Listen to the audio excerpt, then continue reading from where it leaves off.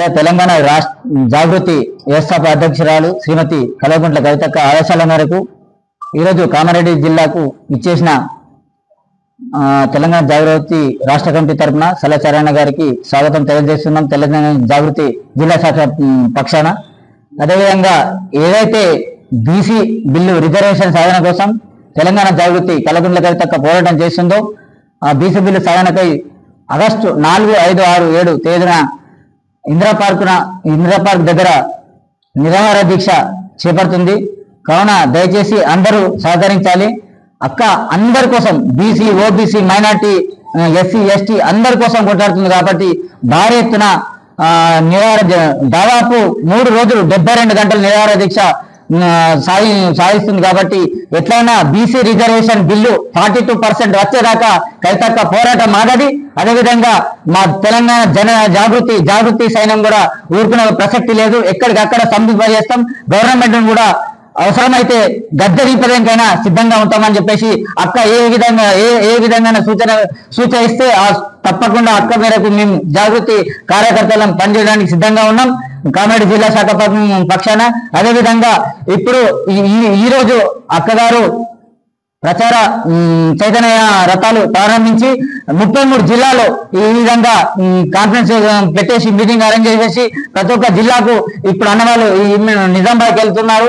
వెంబడిని 33 జిల్లాలు పోస్టర్ ఆవిష్కరణ వేసుకొని భారీ ఎత్తున జన సమీకరించి ఇందిరా పార్క్ దగ్గర 4, 5, 6 తేదీన దానికి నిరాహార దీక్ష చేపడుతున్న కవితక్కకు మద్దతుగా అందరూ బీసీ, ఓసీ, మైనార్టీ అన్ని కుల సంఘాలు అందరూ కలిపి రావాలని చెప్పేసి అక్కగారికి సహకరించి విజయవేశం చేయాలని చెప్పేసి చెప్తున్నా. ముఖ్యంగా జాగృతి తెలంగాణ జాగృతి 2006 స్థాపించింది కవితక్క. ఎన్నో సాంస్కృతిక కార్యక్రమాలు చేసింది. స్కిల్ డెవలప్మెంట్ కోర్సెస్ చేపట్టింది. దాని ద్వారా 1856 మంది ఉద్యోగులకు ఉద్యోగ అవకాశాలు వచ్చినాయి. దాంట్లో ప్రభుత్వ ఉద్యోగాలు కూడా అవకాశాలు ఎంతో మందికి లభించినాయి. కాబట్టి అదేవిధంగా దీన్ని ఆశించి ఇప్పుడు పిఎం విశ్వకర్మ అని చెప్పేసి ఇప్పుడు పెడుతున్నారు. కానీ కవితక్క దాదాపు ఎప్పుడో పెట్టేసింది. 2006 19 సంవత్సరాలు తెలంగాణ జాగృతి స్వతంత్రంగా సేవా సంస్థలో ఉండి అక్క జాగృతిని వదులుకోకుండా అక్క కోసం కార్యకర్తలు మాలాంటి కార్యకర్తలు అక్క కోసం పనిచేయడానికి సిద్ధంగా ఉన్నారు. అక్క తూద తప్పకుండా ఏ విధంగా మాట ఇచ్చిందో దానికి నిలబెట్టుకున్న రకంగానే మాట తప్పే ప్రసక్తి లేదని చెప్పేసి కవితక్క తరఫున మేము జాగృతి పక్షాన చెప్తున్నాం. అదేవిధంగా అక్కకు సంపూర్ణ మద్దతు ఉంటుంది. అన్ని కులాలు ఇప్పుడు బీసీల కోసం కొట్లాడుతుంది, ఓబీసీల కోసం కొట్లాడుతుంది. మాయ మాటలు చెప్పి ఈ రోజు కామారెడ్డి ముఖ్యంగా ఇక్కడ ప్రెస్ మీడియా సమావేశం ఏర్పాటు చేయడానికి ముఖ్య కారణం ఏంటంటే ఇక్కడ కామారెడ్డి డిక్లరేషన్ సీఎం రేవంత్ రెడ్డి గారు ఎన్నికల మేనిఫెస్టోలో హామీ ఇచ్చిండు. ఇక్కడ కామారెడ్డి డిక్లరేషన్ దానికి ఇచ్చింది కాబట్టి ఇక్కడి నుంచి మొదలు పెట్టింది కవితక్క. శుభం కన్వెన్షన్ హాల్లో అక్కడ కాన్ఫరెన్స్ పెట్టేసి అక్కడి నుంచి మొదలుకొని ఈ రోజు ఇక్కడ దాకా వచ్చింది. మధ్య పెడుతున్నారు. ఇక్కడ గవర్నమెంట్ ఆర్డర్స్ రాలేదు, ఇప్పుడు రాలేదు, అప్పుడు రాలేదు అని స్థానిక సంస్థల ఎలక్షన్ కి రాకుండానే దానికి పెడుతున్నాడు. ఆగస్టు 5వ తారీఖున సీఎం రేవంత్ రెడ్డి గారు అక్కడ దీక్ష చేపట్టబోతున్నారు. ఎందుకు కవితక్క వణుకు పుడుతుంది. ఒక తెలంగాణ పార్లమెంట్ లో గల్లీ నుంచి ఢిల్లీ దాకా పార్లమెంట్ లో ఏంటంటే తెలంగాణ ఒక మహిళ ఆడపడుచు అని చెప్పేసి మన గౌరవ కవితక్క గారు తెలియజేస్తున్నా. అదేవిధంగా ఏ విధంగా అయితే కవితక్క హామీ ఇచ్చిందో మెడలు మంచైనా సరే గవర్నమెంట్ దించైనా సరే 42% రిజర్వేషన్ అందరికీ రావాలి, సమానంగా అందరు లీడర్ కావాలని చెప్పేసి మొన్న కూడా మన ఎన్ కన్వెన్షన్ హాల్లో కొంపల్లి దగ్గర ఎన్ కన్వెన్షన్ హాల్లో మీటింగ్ కూడా లీడర్ ప్రతి ఒక్క నాయకుడు కూడా లీడర్ కావాలని చెప్పేసి కవితక్క భారీ ఎత్తున సక్సెస్ అయింది ఆ ప్రోగ్రామ్. దానికి కవితక్క వచ్చేసింది. ముఖ్య అతిథిగా వచ్చేసి కార్యకర్తలు భారీ ఎత్తున వచ్చి అక్కకు మద్దతు తెలిపారు. అక్క మేము వెంట మేము ఉన్నాం అని చెప్పేసి మేము కొట్లాడుతున్నాం. అక్క ఒకటే కాబట్టి అక్క వెనుక ఉన్నది ఒకటే అనుకుంటున్నాను. కానీ అక్క ఒక్క పిలుపు ఇస్తే జాగృతి కార్యకర్తలు ఎక్కడికైనా తరలి వెళ్ళడానికి సిద్ధంగా ఉన్నారు. అక్క కోసం పనిచేయడానికి సిద్ధంగా ఉన్నారు. అక్క పూర్తి తప్పకుండా పనిచేయడానికి సిద్ధంగా ఉన్నారు. దయచేసి అందరూ గమనించాలి. అక్క మన అందరి కోసం కొట్లాడుతుంది. ఒక కవితక్క కోసం కాదు. కొంతమంది మాట్లాడుతున్నారు, ప్రతిపక్ష నాయకులు మాట్లాడుతున్నారు. అన్న చెప్పినట్టు ఓన్లీ కవితక్క ఓసీ కాబట్టి ఓసీ బిడ్డ కవితక్క గురించి మాట్లాడుతుండ్రు అని చెప్పేసి మాట్లాడుతుంది. అయితే ఓసీ గురించి అయితే కవితక్క మాట్లాడితే మా తప్పేముంది. బీసీ గురించి అన్ని కులాల గురించి మాట్లాడుతుంది. సబ్బండ వరన్న కులాల కోసం కవితక్క కొట్లాడుతుంది. ఓన్లీ ఓసీ కోసం కొట్లాడతలేదు కదా. BC, OC, minority, SC, ST అన్ని కులాలు 136 కులాల కోసం కవితక్క కొట్లాడుతుంది. కాబట్టి దయచేసి మిత్రులు అందరూ గమనించాలి. తెలంగాణ జాగృతి అందరి కోసం కొట్లాడుతుంది. తెలంగాణ జాగృతి వ్యవస్థ అధ్యక్షురాలు కవితక్క కోసం అందరి కోసం కొట్లాడుతుంది. కాబట్టి చూసినట్టు అన్నగారు చెప్పినట్టు దీన్ని దృష్టిలో ఉంచుకొని రాబోయే ఎలక్షన్లలో కూడా తెలంగాణ జాగృతి జెండా ఎగరేస్తాం. పల్లె పల్లె జాగృతిగా మారి జెండా ఎగరేస్తామని చెప్పేసి తెలియజేస్తున్నాం. జై హింద్. జై జాగృతి, జై యూపీఎఫ్. ఇలా రాష్ట్రంలో కామారెడ్డి ఈ తెలంగాణలో ఒక సంచలనం. ఈ కామారెడ్డి సాక్షిగా ఆనాటి కాంగ్రెస్ పార్టీ ఎన్నికల మేనిఫెస్టోలో బీసీలకు న్యాయం చేస్తాం, ఏ రాజకీయ పార్టీలైనా న్యాయం చేయలేదు, బీసీల పక్షాన మేము కాంగ్రెస్ ప్రభుత్వం మేనిఫెస్టోలో ప్రకటించినట్టుగా 42% రిజర్వేషన్లు ప్రకటిస్తా బీసీల ఓటు దండుకొని ఇలా ఈ కాంగ్రెస్ ప్రభుత్వం బీసీలను మోసం చేస్తా వస్తుంది. ఇవాళ రాష్ట్రంలో బీసీల పక్షాన కులగణన జరుపుతూ మన దగ్గర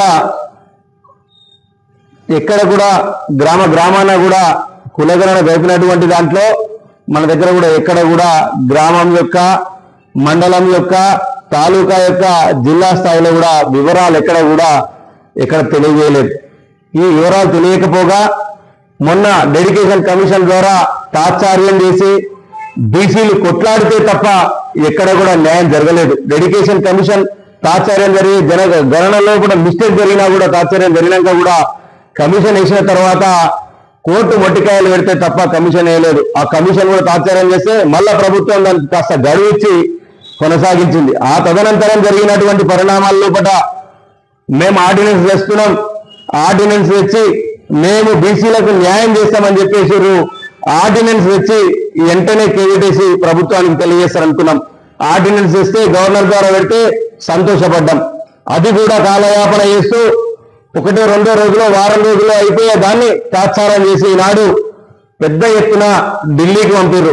పెద్ద ఎత్తున ఒక 50 సార్లు ఢిల్లీకి పోయి పోతా వస్తా చూస్తా వస్తా అన్నట్టుగా చేస్తూ ముఖ్యమంత్రి గారు బహుజనుల పక్షాన ఎక్కడ కూడా న్యాయం చేసే విధంగా కనబడతలేదు. ఈ రేవంత్ రెడ్డి గారు కామారెడ్డి సాక్షిగా బహుజనులను ఆనాడు చెప్పి మోసం చేసి ఓటు దండుకున్నాడు. అదే విధంగా ఈనాడు బీసీలను మోసం చేస్తూ నిరంతరం కాలయాపన చేస్తున్నాడే తప్ప బీసీల పక్షాన లేడు. మొన్న మంత్రి గారు పొన్నం ప్రభాకర్ గారు మాట్లాడతారు, మా బీసీ పర్సెంట్ 42% అంటే అందులో రిజర్వేషన్ ముస్లింల వాటా ఉందా లేదా తెలియదు, ముస్లింల వాటా ఇస్తారా లేదా తెలియదు. మరి బీజేపీలు చెప్పిర్రా మీకు ఇవ్వద్దని, ఇయ్యమని చెప్పిర్రా, మరి మీరిద్దరు పదుకొని మాట్లాడుతుర్రా? అసలు మా వాటెంటో మేమేంటో మాకంత తెలియజేయండి. మా అసలు విషయమే తెలియజేసలేరు. మీరు తెలియజేయకుండా ఈనాడు తాత్సార్యం చేస్తూ ఢిల్లీకి పోదాం అందరం రాండంటారు. రాష్ట్ర ప్రభుత్వం ద్వారా ఢిల్లీకి తీసుకుపోతారా? ప్రత్యేకంగా మీరు ఢిల్లీ తీసుకుపోతారా? ప్రభుత్వం ద్వారా ఢిల్లీ తీసుకుపోతారా? అఖిలపక్షాన్ని ఏర్పాటు చేసి ఢిల్లీ తీసుకుపోతారా? ఏదో కూర్చొని క్యాబినెట్ పెట్టి సుత్తి చెప్పినట్టు చెప్పి తాత్సారం చేసి పక్కకు జరిగిరు. మొన్న అది కాదు మీరు చేయాల్సిన విషయం. అయ్యా మేము అఖిలపక్షాన్ని వేస్తున్నాము, ప్రభుత్వం ద్వారా మీకు రావాల్సినటువంటి వారిని అందరినీ తీసుకుపోతాము, అన్ని పార్టీలను తీసుకుపోతామని చెప్పలేదు. రండి మీరు ఇష్టం వచ్చినట్టు ఎవరంతలకు వాళ్ళు రండి అంటే ప్రభుత్వం అధికారికంగా చేసే ప్రోగ్రాం ఒక తీరు ఉంటుంది. మీరు అధికారికంగా రేవంత్ రెడ్డి గారు ఢిల్లీ కూర్చొని రాష్ట్ర ప్రభుత్వం ద్వారా మేము అధికారికంగా ధర్నా చేస్తున్నామని చెప్పండి. అది కూడా చేయలేదు. ఎక్కడ ఈ కామారెడ్డి సాక్షిగా ఈ ప్రజలను మోసం చేస్తూ రాష్ట్రంలో ఉన్నటువంటి బీసీలను అనగదొక్కాలని చూస్తున్నారు.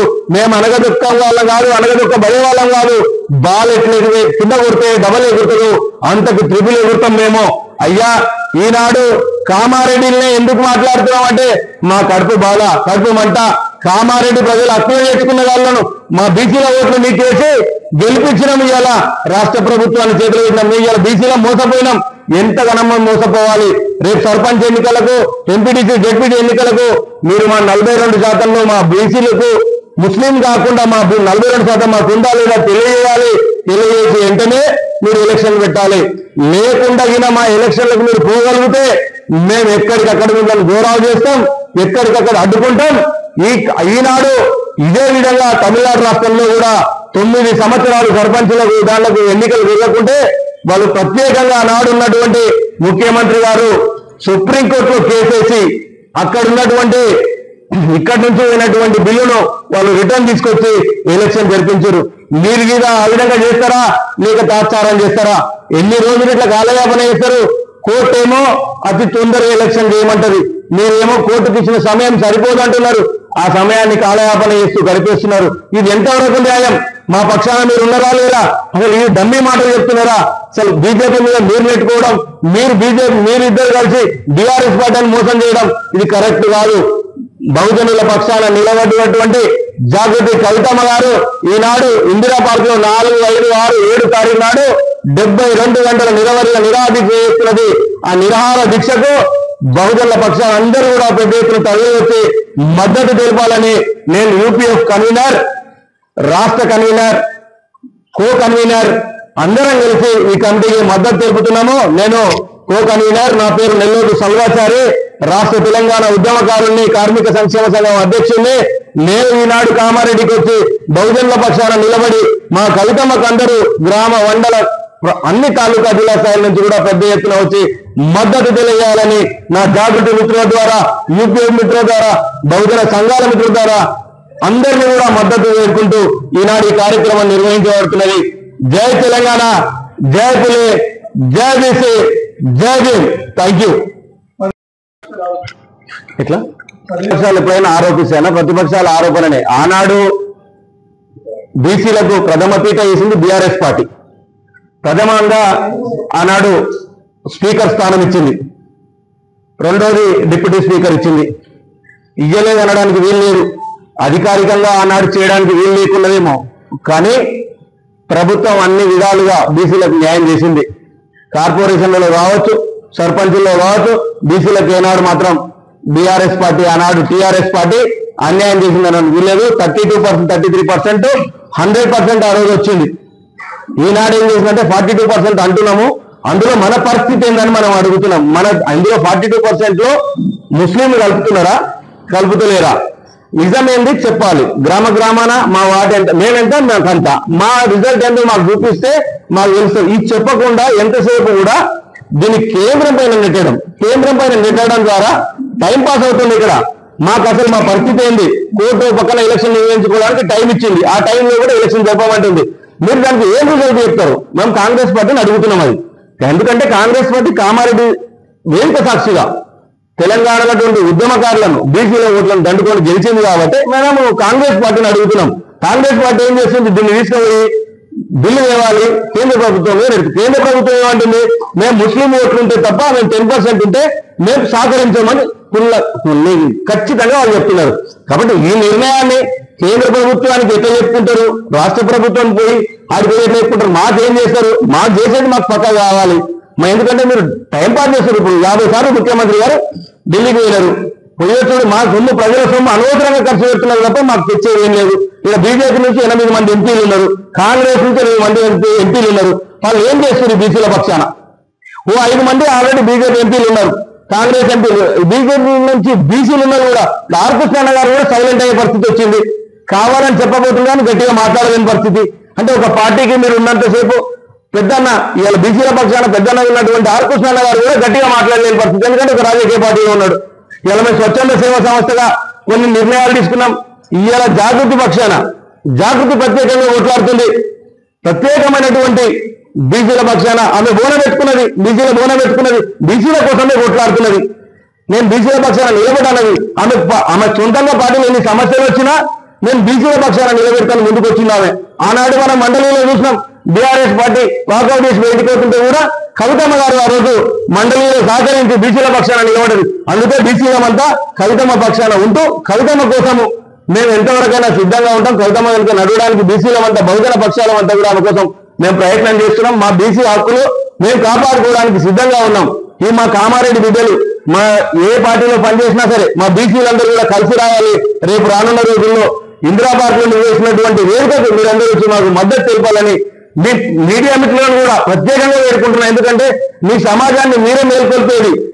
ఈనాడు 4 స్తంభాల ఆటలు మీరు ఒక ముఖ్య పాత్ర పోషించారు కాబట్టి ఇప్పుడు వస్తే మళ్ళీ రాదు బీసీల ఆట. ఈ ఆట ఆడుతున్నారు, మళ్ళీ ఎందుకు నెట్టబడుతున్నది? ఈ ఆటలో మనం పావులం కావద్దు. మన హక్కులు మనం సాధించుకునేదానికి మన అందరము చేయి కలుపుదాము. మనం జాగృతి బాటలో నడుద్దాము. కవితమ్మ నాయకత్వంలో ఇందిరాబాద్ లో నిర్వహిస్తున్నటువంటి 4, 5, 6, 7వ రోజు ఉదయం 10 గంటల వరకు అయిపోతుంది. కాబట్టి ఆ కార్యక్రమానికి పెద్ద ఎత్తున తరలి వచ్చి విజయవంతం చేస్తారని ప్రతి ఒక్కరికి పేరు పేరున ధన్యవాదాలు తెలియజేసుకుంటూ జై బీసీ, జై దేవ్, జై పిల్లే.